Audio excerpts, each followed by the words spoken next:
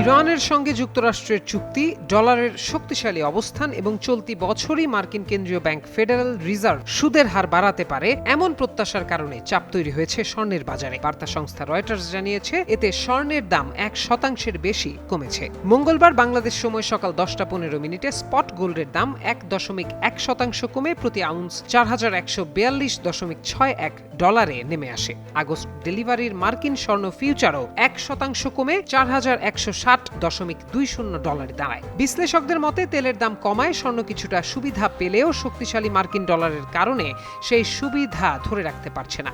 ডলারের মূল্য ক্রমেই বাড়ছে, যা স্বর্ণের ওপর চাপ সৃষ্টি করছে।